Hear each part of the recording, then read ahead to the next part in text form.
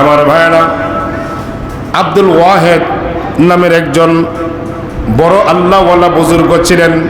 আব্দুল ওয়াহেদ ইবনে জায়েদ রাহমাতুল্লাহি আলাইহি অনেক বড় আগের জামানার অনেক বড় আল্লাহর ওলি ছিলেন, বুজুর্গ ছিলেন।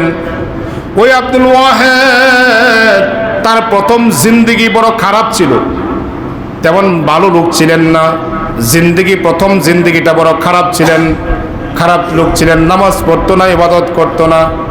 একদিন তিনি বাজারে গেলেন গোলাম কেনার জন্য। গোলাম বাজারে যায় দেখলেন, তাকায় দেখলেন একটা গোলাম তার বড় পছন্দ হয়ে গেল। গোলামরে ডাক দিয়ে বলেন, গোলাম তোমাকে আমি কিনতে চাই, ক্রয় করতে চাই। গোলাম ডাক দিয়ে বলেন, মালিক আপনি আমারে কিনতে পারেন, কিন্তু এক নম্বর শর্ত হচ্ছে দিনের বেলায় কিন্তু আপনার গোলামি করতে পারি, কিন্তু রাত যখন হয়ে যায় তখন কিন্তু আমি আপনার গোলামি করতে পারবো না। আমার একজন মালিক আছেন, ওই মালিকের গোলামি করব। বলেন সুবহানাল্লাহ।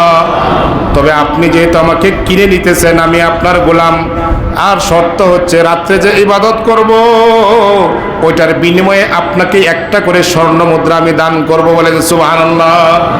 গোলাম এই কথা বলেছেন, আপনি যেহেতু আমার কিনে নিতেছেন আর দিনে আপনার গোলামি করাই হচ্ছে আমার কাজ, কিন্তু দিনের বেলা আমি গোলামি করব, রাত্রেবেলা যে গোলামি করব এটার বিনিময়ে আপনাকে আমি একটা স্বর্ণ মুদ্রা করে দান করব। সুবহানাল্লাহ।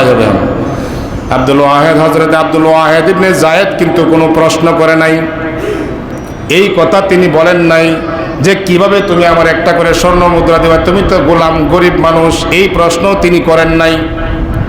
তিনি তাকে নিয়ে গেলেন, বাড়িতে নিয়ে গেলেন।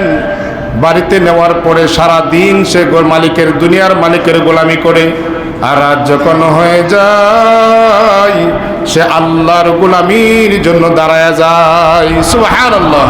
সারা রাত ভর গোলামি করে আল্লাহর, আর সকালবেলা হইলে মালিকের হাতে একটা করে স্বর্ণ মুদ্রা দিয়ে দেয়।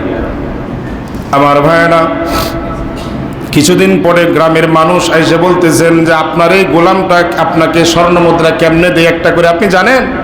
বলে না তো জানি না, কেমন করে স্বর্ণ মুদ্রা দেয়? বলে এলাকার ভিতরে যত মানুষ মারা যায় সমস্ত মানুষের কাফনগুলি চুরি করে বিক্রি করে আপনার একটা করে স্বর্ণ মুদ্রা দেয়।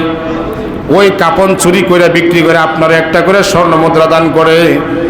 এই কথা যখন বলছেন, মালিক তো চিন্তায় পড়ে গেছেন, কি ব্যাপার, আমার গোলাম বুঝে এই কাজ করে, এত জঘন্য একটা কাজ করে, ঠিক আছে আজকে রাত্রে কি করে আমি দেখব। মালিক আব্দুল ওয়াহেদ ইবনে জায়েদ রাহমাতুল্লাহি আলাইহি তিনি বলতেছেন, তখনও তিনি দিনদার হয় নাই, মুমিন হইতে পারে নাই, নামাজ পড়ে না তখনও সে। তখন এই গোলামকে চিন্তা করতেছে, গোলামে আমাকে এত জঘন্য কাজ করে একটা করে স্বর্ণ মুদ্রা দেয়, আজকে তাকে আমি ধরবো।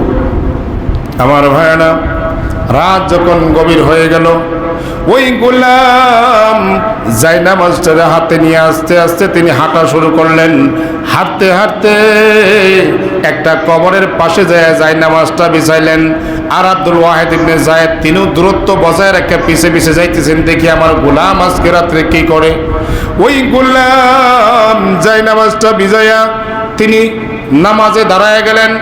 নামাজ তিনি আল্লাহু আকবারের দ্বারা শুরু করলেন, আসসালামু আলাইকুম বলে নামাজ শেষ করেন, আবার দাঁড়ায় যান, আল্লাহু আকবার বলে নামাজ শুরু করে সালামের মাধ্যমে নামাজ শেষ করে। এমন করতে করতে ফজরের টাইম যখন হয়ে গেল, আল্লাহর কাছে দুইটা হাত তুলে ডাক দিয়ে বলেন, মালিক দুনিয়ার ময়দানে আমার একটা গোলামের, একজন মালিকের গোলাম বানায়া দিছ। সারাদিন মালিকের খেদমত করতে করতে মালিক তোমার খেদমত আমি করতে পারি না গো মালিক। ওই গোলামের ওই মালিকের খেদমত করতে করতে তোমার সেজদা দিতে পারি না সারাদিন মালিক, কিন্তু একটা শর্তের বিনিময়ে আমি রাত্রে তোমার ইবাদত করার জন্য আসছি গো মালিক। তুমি যদি আমার একটা স্বর্ণ মুদ্রা না দাও তাহলে মালিকের কাছে আমি বড় ছোট হয়ে যাব। মালিক রেজে আমি কথা দিছি একটা করে স্বর্ণ মুদ্রা আমি দেব ইবাদতের বিনিময়ে। ওই গোলাম সে কিন্তু গোলাম ছিল, গোলাম মানুষের গোলাম, তেমন কোনো দাম নাই, সমাজেও কোনো দাম ছিল না, কিন্তু মালিকের সাথে, আসল মালিকের সাথে তার একটা গভীর সম্পর্ক হয়ে গেছে। আর গভীর সম্পর্ক হওয়ার কারণে বলে ওই জায়েদ ইবনে ও আব্দুল ওয়াহেদ ইবনে যায়েদ তাকায় তাকায় দেখতেছে। তিনি বলতেছেন আমি ছায়া ছায়া দেখি হাত উঠায় যখন আল্লাহর কাছে দোয়া করতেছে, এমন সময় দেখলাম হাতের মধ্যে একটা স্বর্ণ মুদ্রা এসে হাজির হয়ে গেছে। বলেন সুবহানাল্লাহ। বলে কিভাবে আসলো, কোত্থেকে আসলো আমি দেখি নাই, শুধু দেখলাম হাতের মধ্যে একটা স্বর্ণ এসে গেল, স্বর্ণ মুদ্রা। আব্দুল ওয়াহিদ ইবনে যায়েদ রাহমাতুল্লাহি আলাইহি বলেন আমার তো আস্তে আস্তে সন্দেহ হইতেছিল, যেহেতু কবরস্থান আছে সামনে, বলে কবর খনন করে মনে হয় কাফন চুরি করতেও পারে, কিন্তু আসলে দেখলাম যে না, আমার গোলামটা আল্লাহর গোলামি করে আল্লাহর কাছে চাই। আল্লাহ নিজে একটা কুদরতিভাবে একটা স্বর্ণ মুদ্রা দিয়ে দিলেন। এইভাবে যখন সকাল হয়ে গেল, সকাল যখন হয়ে যায় ওই গোলাম চলে গেছে, কিন্তু ওই মালিক কিন্তু এখানে বসে আছে। পরে চিন্তা করছে পরে যাব আমি, গোলাম আগে চলে যাক। গোলাম যখন চলে গেছেন, এরপরে যখন সকাল হয়ে যায় উনি তাকায় দেখেন এলাকা তো তিনি চিনেন না, চিনতে পারতেছেন না কোন এলাকায় আসলাম। আস্তে আস্তে ঘুরতেছেন, আশেপাশে যায়, এলাকা তিনি আর চিনতে পারতেছেন না। বলে কেমনে চিনবেন, গোলাম তো রাত্রে আসছে আর তার পিছে পিছে তিনি আসছে। মানুষ যখন আশপাশে আসলো, জিজ্ঞাসা করলো ভাই আমার বাড়ি তো অমুক জায়গায়, আমি কেমনে এখানে আসলাম বলতে পারি না। ওই আশপাশের মানুষগুলো ডাক দিয়ে বলতেছেন ভাই আপনি কেমন কথা বলেন, আপনি কি পাগল না সুস্থ মানুষ? আপনি এখানে যেখানে আছেন আপনি জানেন আপনার এলাকা থেকে এখানে কত দূর? আপনার এখান থেকে আপনার এলাকায় গেলে কয়েক মাস সফর করে তারপরে আপনাকে যাইতে হবে। আল্লাহু আকবার। বলে একদিন দুই দিন নয়, বলে কত মাস লাগবে আল্লাহ তাআলাই ভালো জানেন, আপনি এখান থেকে আপনার ঠিকানায় যাইতে গেলে। বলে এটা কেমন করে হলো? এই সব কিছু একজন পারেন, তিনি কে?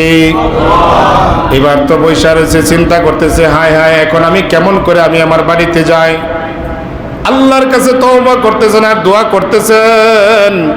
মালিক তার দিলের মধ্যে এলহামের মধ্যে জানাই দিয়েছে যেমনে আসোস এমনি থাকো, এখানে বৈশা থাকো, রাত্রে হইলেই আবার গোলাম এখানে আসবে, তারপরে গোলামের পিছনে পিছনে যাইও, তাহলে তোমার গন্তব্যস্থলে পৌঁছে যাবে।